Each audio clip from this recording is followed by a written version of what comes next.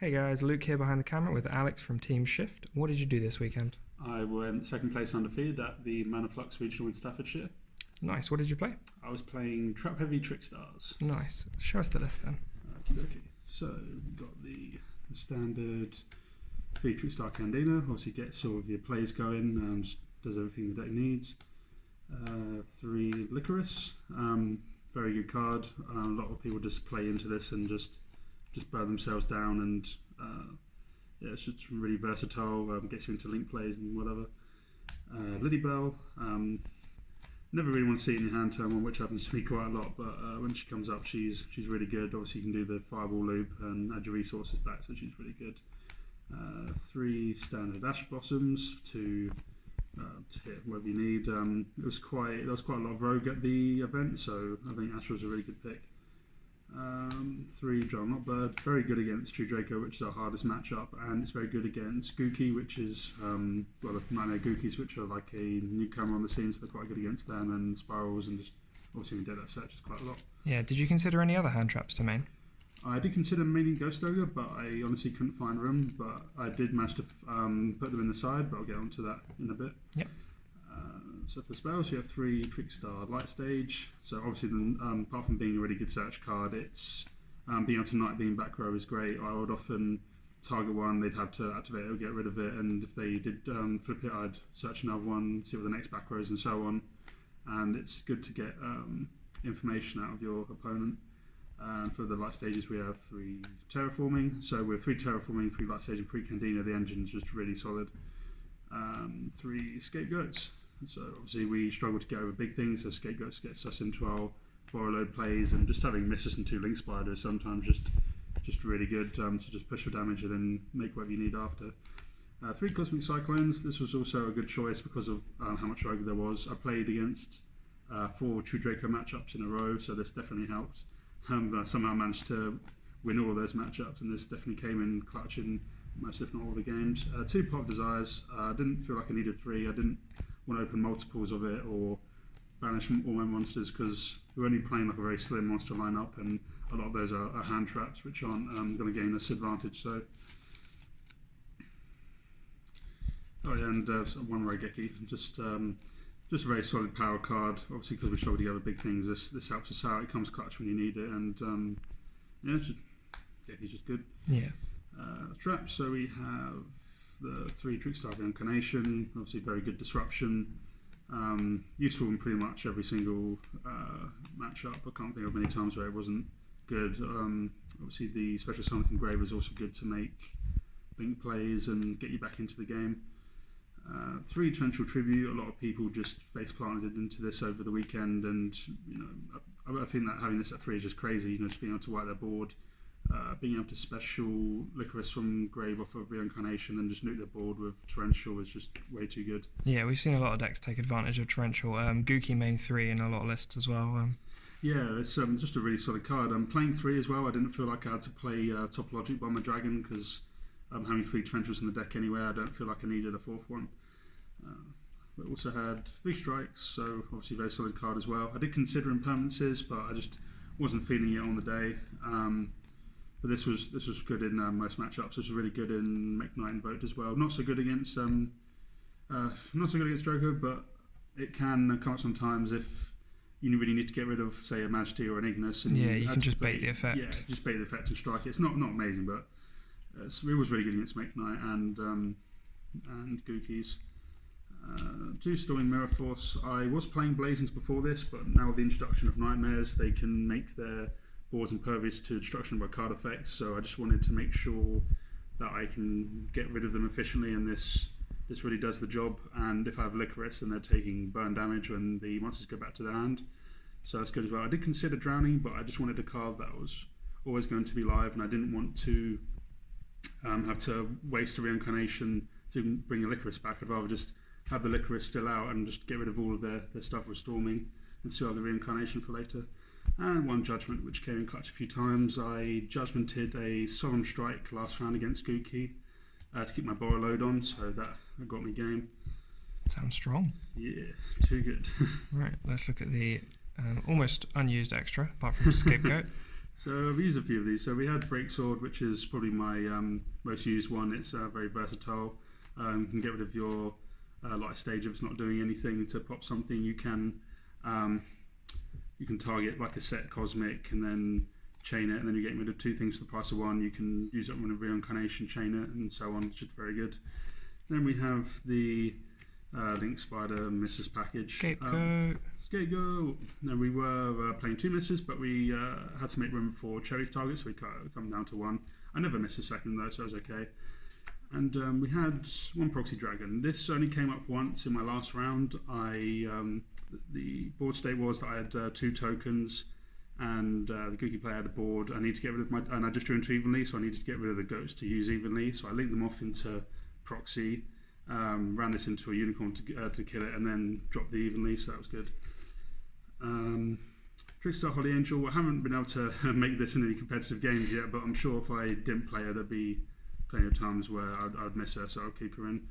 Ibn and Girasu, I didn't make these either, but they were solid when I went to Gillingham, so I kept them in. There were a few times I could have made them, but I've just, making Borrowload is usually better, and just Borrowload just wins games outright. So he's just, he's just insane. Considering you played 4 Draco. Yeah, he's just an insane card. Well worth the 60 quid. And the Fireball Dragon, which Luke was kind enough to lend me. Didn't manage to loop anybody, sadly, but he's always there if you need him. And he's also, I guess, another Cherry's target if you need to, because against Gookie and such, when they're looping and they're doing their shenanigans, if you Cherries and reveal this, then it stops a lot of that. You have the Cherry's targets, which is Electromite, which is obvious one. The Soul Day for Gookies, Double Helix for Spirals.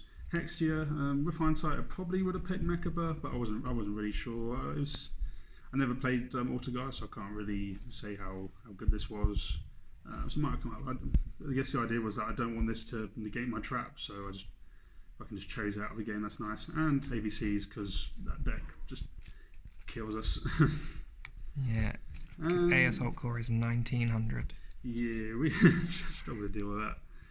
Then we have side deck, so 3 Ghost, Reap and Winter Cherries. In theory this was good, and in testing it was pretty good, but I haven't actually been able to resolve it yet in competitive play, so I can't really say how good it is in practice. But I mean, I think this will be quite a prevalent card with Brandish coming out. I think a lot of people will be playing the Brandish links in the extra and siding, if not maining Reapers. Yeah, as well as that, Gookie and Spiral are coming up more and more, and they're both pretty vulnerable to Cherries.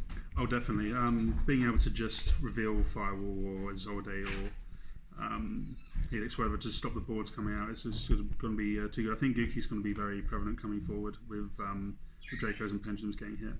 And then we have 3 Ghost Ogres, which I was very happy with. I tried to make room for them in May, but I just couldn't do it because we were just playing so many power traps. But this is really good when you need to get rid of singular things like your diagrams or whatever. In round 3, my opponent made a masterpiece that was unaffected by spells and traps. He activated the effect to put my light stage, and I just Ghost Ogered him. It was the best feeling. So yeah, it was a really solid card. Also good when there's a lot of rogue running around. 2 Kaijus, mainly for True Draco and other things. I hear Raid Ultifalcon is a card again, so this could be good. Yeah, everyone needs an out to that thing. Everyone needs an out to that meme. Dark Hole, because again, good against True Draco, just a good generic board wipe. Before I was running Zombie World and Necro Valley for True Dracos and Light Swarm, but now that I think that the meta has expanded even further with Nightmares coming out, I just think a generic sideboard is better at the moment until the meta scales down a bit and we can have more specific sides. And then we have the best card of the day by a country mile, evenly matched. This absolutely savage True Draco players all day. I think I even lead 2 of them twice in the same game. Round 2, I managed to even lead my friend Crest for 4, and then even lead later him for 1, just because I could. So that was just because I could. Just because I could. So that was fun. Yeah. But yeah, I think everyone needs to play this. I think this is going to be it's going to be in every side going forward. I think I can't see how you can't play this. This is ridiculous.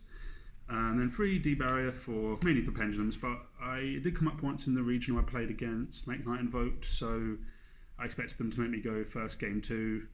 So I started it in, flipped it on the invocation, and the rest is history. So Nice. Any thoughts on how the deck might change now that Pendulum and Draco are not dead but a lot weaker? I think going forward, Torrential may not be as powerful a card in the deck because it doesn't do an awful lot to Brandish, seeing as the Ray can just come back and they have ways of recurring Diabolos if they play it. I think Storming might still be good to out Gookie boards and such. I think Torrential may not be as good for the same reason, well, similar reason to Brandish. It's just not really doing anything to their board if they've got something like protecting it, but Storming is a surefire way of getting rid of them. I think the deck might steer away from being trap heavy. I think once we get Carabane as well, it'll be interesting because then we'll have a searchable on this. We won't be as fearful of big monsters anymore. And I'm not sure. I mean, people might still continue to play Eater of Millions, but I'm not sure if they will or not. I've never really played the card in the deck. I just prefer like traps that can just blow people out rather than just things that can remove singular monsters. But I think Cherries might be mained going forward with Brandish and Gookie being very prevalent. Certainly at the start of the format, I think Cherries will be mained just because I think there'll be Brandish running everywhere. Yeah. And then as the meta scales down, who knows? But I think it'll be in the side at the very least. Yeah. I think Droll definitely, well, it will stay in anyway, obviously, because it works with Reincarnation, but it's still good against True Draco, which have, they survive the list. They'll adapt. They'll still search a lot. Brandish search, Gookie search, so it'll still be a solid card. So and therefore Reincarnation will still be a good card going forward. So I think Trickstar's maybe mixed with Brandish, maybe it's just a different variant. I think it will survive. Nice. Any shout-outs then? So shout-outs to Luke for winning the regional. We both got the same score. We went out on tiebreakers. But Thank you. He deserved it, to be fair, though. He's tested that deck for ages. He knows it inside and out and always savaged me in testing, so it's fair play to him. Well played to Joe for getting third with Mech Knight in votes. Thanks to him, I know that matchup inside out, so I'll never fear it when I play against it. Well done for Carl for getting sixth with True Draco, getting that last bit of glory of Masterpiece in before he gets hit. And shout outs to all the team shift. We absolutely smashed it at the regional on Saturday. Shout outs to our sponsors Manaflux for hosting a really, really good event. It was a really chill atmosphere. I love that we can just like chill on the couches in between rounds and just talk, and there was a coffee shop, and the organisers were really nice and the judges were on point. And shout outs to my locals, the CDA. They've been supporting me for ages. They're the reason I got back into the game, so thank you to them. And I think that's everybody. Oh, and thanks for Carl for driving us to the event. So nice. That should be it. Yeah, it was good.